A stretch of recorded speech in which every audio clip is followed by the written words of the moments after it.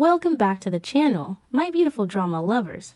Today is a truly magnificent day to dive headfirst into the absolute madness and chaos of our favorite Genoa City residents.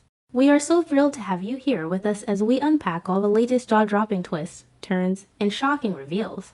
Grab your favorite beverage, get comfortable, and let's get right into it. Oh my god, I am literally hyperventilating right now. I'm screaming. I can't even deal right now.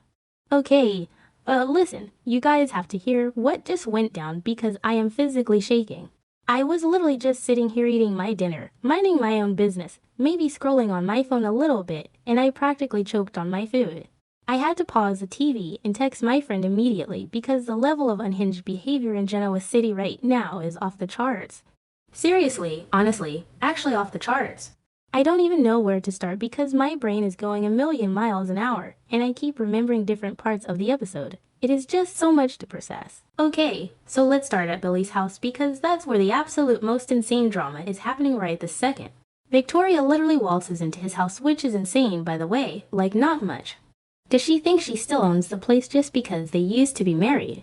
Anyway, she walks in looking all serious and corporate, and she drops this massive, life-ruining bomb on Billy. She's warning him about these emails that are tying him to Phyllis Summers and Kane Ashby.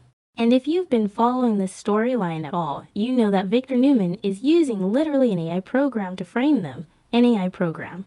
Victor Newman, the mustache himself, is literally generating fake digital evidence using artificial intelligence to send his enemies to federal prison. I can't breathe.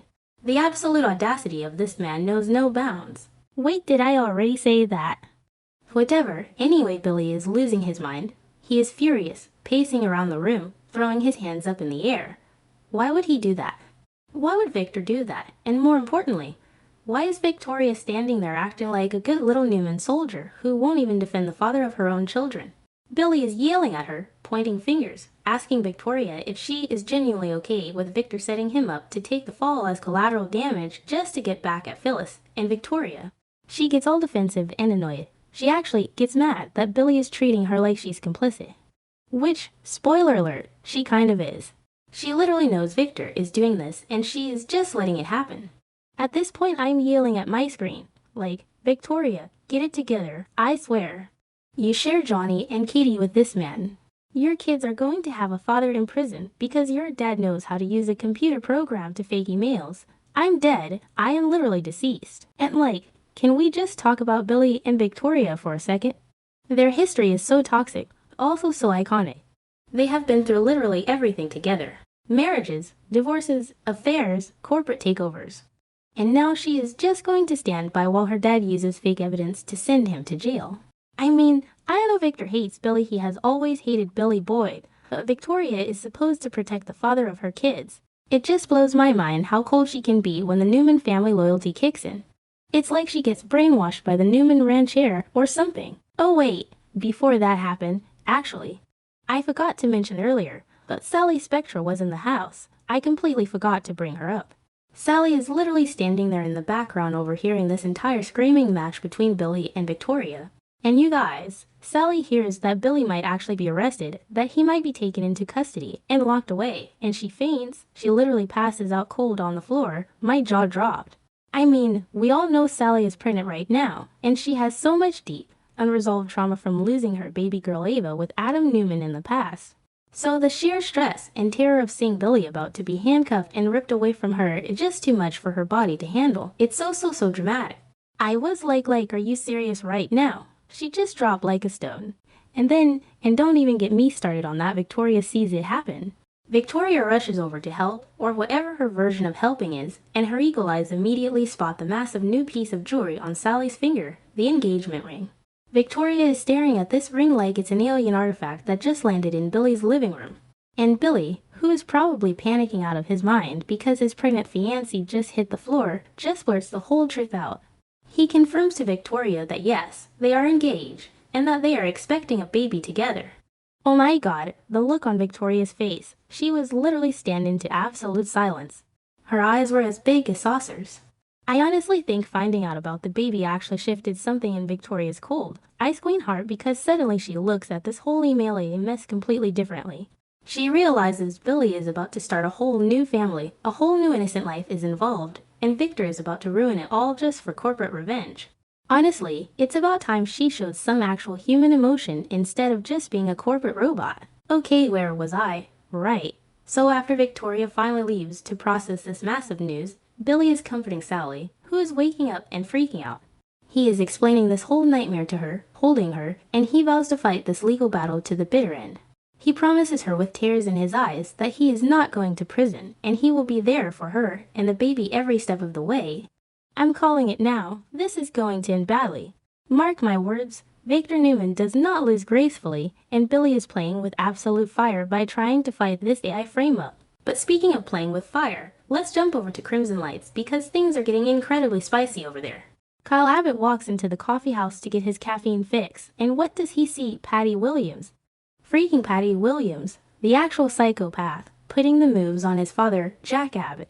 She is flirting with him, being all seductive, twirling her hair, and Kyle is literally having a heart attack right there by the pastry case.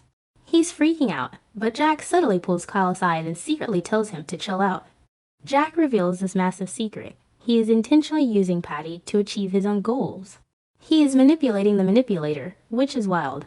Kyle is practically begging his dad to stop, warning him that he is playing with actual fire, and telling him he needs to focus on fixing his broken marriage with Diane Jenkins instead of messing around with a crazy person. But Jack is unhinged right now. He is so broken over Diane that he just doesn't care anymore.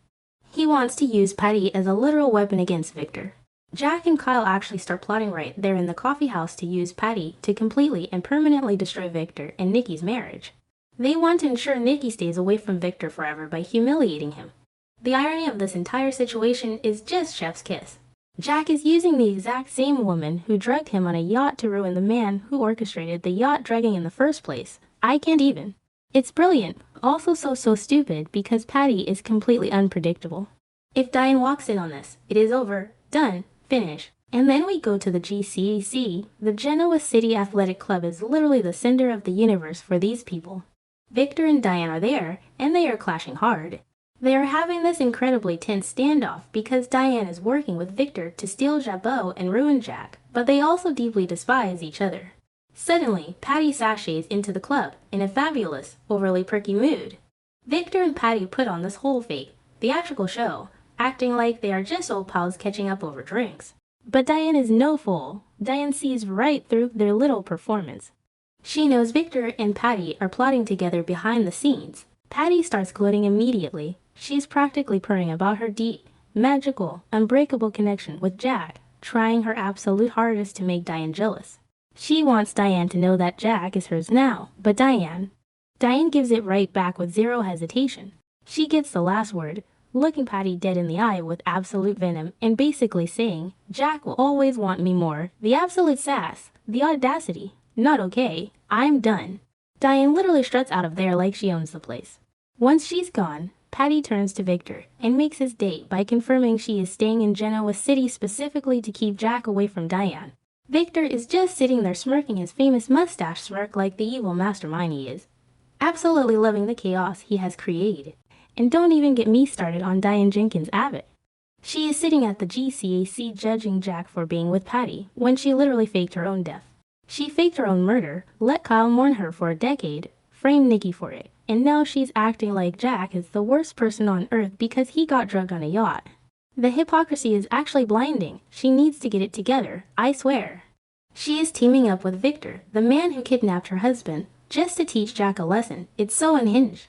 I am yelling at my screen every time she smirks. Okay, but wait, I have to circle back to Chancellor part because I almost forgot this part. Nikki Newman is hanging out with Claire Grace Newman in the park. Nikki is pitching this grand idea to start a non-profit organization in Katherine Chancellor's name, since getting Chancellor Industries back from Lily and Devin seems like a lost cause right now. Nikki is also throwing around the idea of jumping in and helping Noah Newman open a new version of the Shadow Room. Then Nikki drops a massive, heavy hint. She basically tells Claire that she should be the one to step up and take over as CEO of Chancellor. Claire gets super insecure immediately, having massive imposter syndrome, doubting she is ready for that kind of insane corporate power and responsibility. But here is the crazy part that had me screaming at the TV again. Lily Winters is lurking nearby. She's eavesdropping on their entire private conversation. Lily hears them talking about the future of Chancellor, and she steps out of the shadows and starts interrogating Nikki. Lily is asking all these probing questions, trying to figure out what the Newmans are planning. Nikki makes it very clear, very bluntly, that she has no intention of returning to Chancellor for a multitude of reasons. But Nikki doesn't stop there. Oh no, she brings up Lily's fake kidnapping. Yes, the fake kidnapping where Lily willingly used her own twins, Charlie and Maddie, to trick King Ashby into thinking they were in mortal danger. Nikki looks Lily up and down with so much judgment and asks her straight up, "What exactly did Victor promise you to make you go through with all of that trouble?" Ooh, the shade, the absolute read. Lily totally lies through her teeth. She plays it off, claiming she only did the fake kidnapping to teach King a lesson and make him wake up to reality. She completely hides the fact that Victor explicitly promised her the CEO seat at Chancellor as a reward for her sick game. Lily is such a massive hypocrite right now, I swear. She acts all high and mighty and moral, but she literally traumatized her ex-husband for a corporate prize. If Devin finds out she's still lying to people about this, he is going to explode all over again. Honestly, this whole episode was just nonstop, wall-to-wall chaos. I am so emotionally invested in these fictional people it's not even funny anymore, like, why are they like this? Why can't anyone just have a normal, quiet day in Genoa City? I am literally exhausted from watching them ruin their own lives, but I also can't wait for tomorrow.